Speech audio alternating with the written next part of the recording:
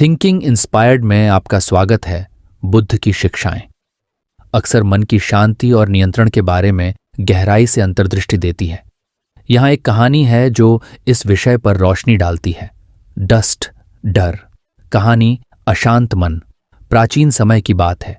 बुद्ध अपने शिष्यों के साथ एक गांव में प्रवास कर रहे थे।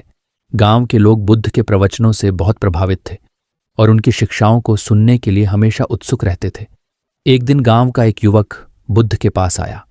वह बहुत ही परेशान और अशांत था। उसने बुद्ध से पूछा, भगवान, मेरा मन बहुत अशांत रहता है, मैं इसे कैसे शांत कर सकता हूं? बुद्ध ने उसे एक मुस्कान दी और बोले, आओ हम नदी के किनारे चलते हैं। युवक और बुद्ध नदी के किनारे पहुंचे। वहां एक पेड़ के नीचे बैठकर बुद्ध ने उसे एक बर्तन में पानी भरकर लाने के लिए कहा। युवक बर्तन में पानी भरकर लाया।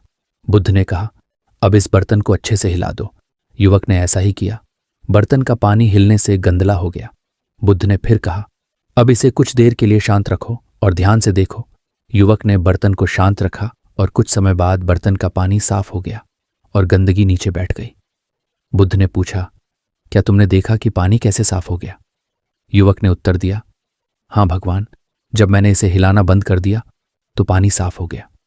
बुद्ध मुस्कुराए और बोले, ठीक वैसे ही जब तुम अपने मन को अशांत करते हो तो यह गंदला हो जाता है, लेकिन जब तुम इसे शांत रहने देते हो तो यह साफ हो जाता है।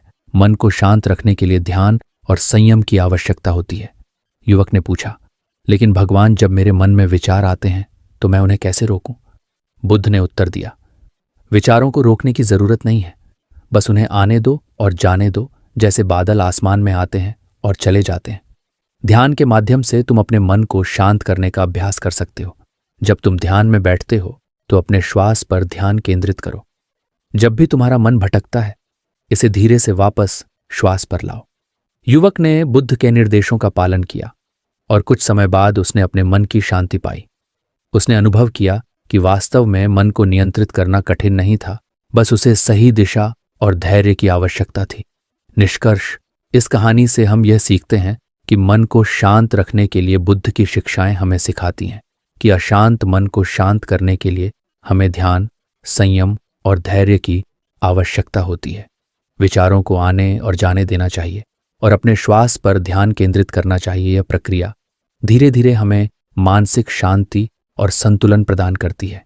यह हमें सिखाती है कि कैसे ध्यान और धैर्य के माध्यम से हम अपने अशांत मन को शांत कर सकते हैं और जीवन में शांति और संतुलन पा सकते हैं।